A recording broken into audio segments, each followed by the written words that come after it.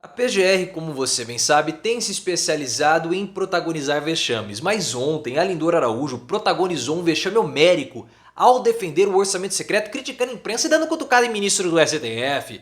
Que vergonha, ela foi amplamente criticada nos grupos privados dentro da PGR. Falou assim, olha, ela está destruindo as liturgias, porque não faz o mínimo sentido isso que ela está fazendo. E para piorar a situação, o Arthur Lira deu uma ameaçada no Lula. Mas eu quero que você coloque nos comentários, o que você tem achado da PGR, de Augusto Aras, de Lindor Araújo? Você acha que eles são prevaricadores ou que eles fazem um bom trabalho? Coloque nos comentários, deixe o seu like se você acha que eles são prevaricadores e mereceriam ser punidos. E claro, se inscreva no canal, porque ontem começou a votação do orçamento secreto. E é claro que essa votação vai provocar impactos na relação do STF com o Congresso e até mesmo na aprovação da PEC da transição. E aí a Lindor Araújo, ela fez uma defesa do orçamento secreto simplesmente patética. Patética, foi motivo de muitas críticas, porque ela começou a dizer que o STF é que o orçamento secreto é uma questão política e que o STF não deveria se meter nessa questão. Porque os parlamentares, eles foram selecionados pelo voto do povo, dizendo o seguinte: eles têm voto, vocês não têm. Não se metam nisso. Mas o pior de tudo foi que ela dizer que aquelas acusações de desvio de verbas por conta do orçamento secreto no estado do Maranhão são infundadas. Não, pode ser que seja verdade, pode ser que seja mentira, a gente não sabe, não tem como afirmar. E ela disse também que toda essa discussão do orçamento secreto, ela é potencializada pela imprensa. Ou seja, ela praticamente negou toda a gravidade do instrumento que é o orçamento secreto, as emendas do relator, as RP9. E ela foi muito criticada pelos seus pares. Nos grupos de WhatsApp, o pessoal começou a falar que a Lindor Araújo fez um discurso de improviso, um discurso simplesmente ridículo. E a gente sabe que falas controversas e Lindor Araújo cabem na mesma frase sempre. Porque no passado ela defendeu o não uso de máscaras durante a nossa crise sanitária. Aquilo lá já pegou assim muito mal. Ela é bolsonarista.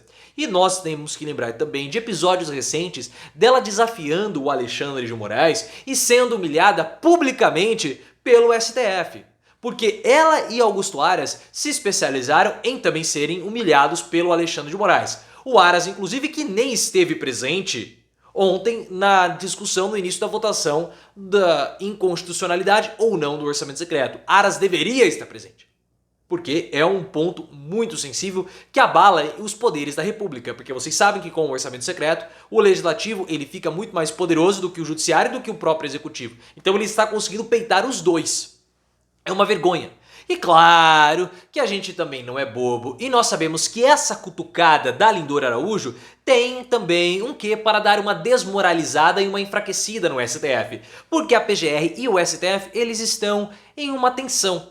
Já vem ocorrendo, essa tensão já vem rolando já faz um certo tempo. Nós até falamos aqui sobre a guerra da toga entre o Alexandre de Moraes e o Augusto Aras. Só que recentemente o STF solicitou da PGR um posicionamento a respeito dos manifestantes bolsonaristas que estão lá no estado do Mato Grosso, bloqueando as ruas, bloqueando as avenidas, bloqueando as estradas, e o STF quer uma posição da PGR a respeito do caso. Vai usar a Força de Segurança Nacional? Não vai? Vai investigar o caso? Não vai? Vocês sabem dessa história, vou deixar o link aqui no card. Só que a determinação do Alexandre de Moraes, dando uma cutucada na PGR, não caiu bem com relação a Lindora e também ao Augusto Aras. Eles ficaram simplesmente possessos, ficaram bravinhos, né? O Augusto Aras só não arrancou os cabelos porque ele não tem, mas deve ter arrancado os pelos das costas porque ele é assim uma bolinha bem peluda. E a Lindora Araújo deve ter também ficado possessa com a situação do STF. E todas essas tensões caminharam, claro, para a definição do orçamento secreto e Lindor Araújo quer sim cutucar o STF. Mas o que você acha disso tudo? Já passou da hora dessas pessoas serem defenestradas na nossa república? Lindor, Aras, coloque nos comentários e se inscreva no canal. E a tensão está muito grande no STF para essa votação do orçamento secreto que vai ficar para a semana que vem. O STF está sendo muito resistente às propostas que foram encaminhadas pelos parlamentares. Porque os parlamentares falam o seguinte: nós vamos dar mais transparência às emendas do relator e o orçamento deixará de ser secreto. Porque nós sabemos de onde sai o dinheiro e para qual prefeitura ele vai, mas nós não sabemos qual foi o parlamentar que fez a solicitação, ou que realiza a solicitação dos repasses. Mas o STF falou o seguinte: não, Somente transparência não é para nós suficiente, porque nós sabemos que existe o chamado usuário externo. O que é esse usuário externo? Os parlamentares, eles colocam o nome de um terceiro, geralmente de um prefeito, para ter uma transparência de jirico nas emendas do orçamento secreto. Então agora nós sabemos de onde saiu, quem foi que solicitou e o órgão de destino. Só que quem foi que solicitou geralmente não é o parlamentar que fez o patrocínio daquela verba. O nome do parlamentar continua oculto. Então o STF falou o seguinte: não é suficiente isso para nós. Nós queremos critérios objetivos para o repasse dessas verbas. Sem esses critérios objetivos, o orçamento secreto continuará ou será votado como sendo inconstitucional. Porque o grande problema do orçamento secreto, um deles, é justamente isso. O relator do orçamento, ele passa as verbas para quem quer que ele bem escolha. Se você é um parlamentar amigo do relator do orçamento, aliado, ótimo, você vai receber. Se você não for, você não recebe. Então isso provoca distorções dentro do legislativo e distorções na República. A Rosa Weber, que é a presidente do STF, que é a relatora desse processo, ela jogou o voto dela para a próxima semana. Ela só abriu para os advogados de ambas as partes poderem se pronunciar, mas o voto dela, que era um voto considerado decisivo para nós entendermos melhor a toada de como será esse processo, qual é o ânimo dos ministros do STF, ficou para a semana que vem, assim como o início propriamente dito do julgamento. É muito, mas muito provável que nós não tenhamos a definição ainda em 2022. Isso vai ficar para 2023, porque é provável que algum dos ministros peça vistas do processo e aí empurre com a barriga essa situação para o ano que vem. Para o Lula talvez seja interessante, porque o Arthur Lira ele está muito ameaçador. O Arthur Lira, pessoal, ele falou o seguinte: teve a aprovação da PEC da transição no Senado, vai ter vídeo aqui no canal falando sobre essa aprovação, que ela foi muito simbólica, uma humilhação para o Bolsonaro também, um vexame para o Flávio, mas se inscreva no canal, ative as notificações que você vai receber em breve esse vídeo meu falando sobre a PEC da transição.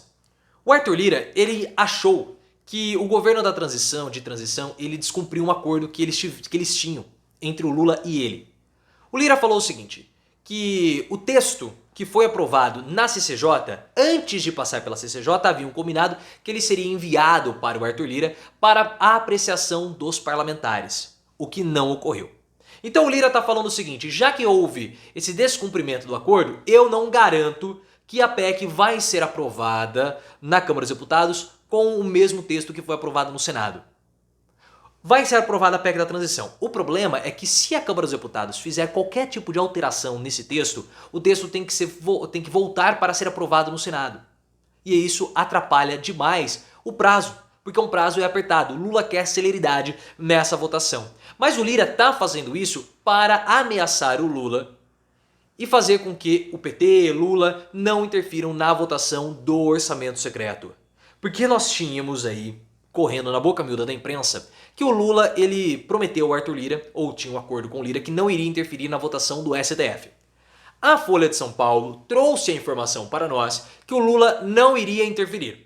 Só que a Malu Gaspar, do jornal O Globo, trouxe uma informação divergente, que o Lula estava sim articulando nos bastidores, dando indiretas para os ministros do STF, que seria bom para o governo federal que o orçamento secreto fosse considerado inconstitucional. Então aí começa todo o problema, porque o Arthur Lira está se vendo como sendo traído pelo Lula. E por isso que ele está fazendo essa ameaça. Porque o Lira está condicionando a aprovação da PEC da transição mediante a não interferência do Lula no orçamento secreto. Então tudo isso temos que ver como vai se desenrolar na próxima semana, que é quando essas votações vão ocorrer. Mas o Lira ameaçou o Lula na cara dura.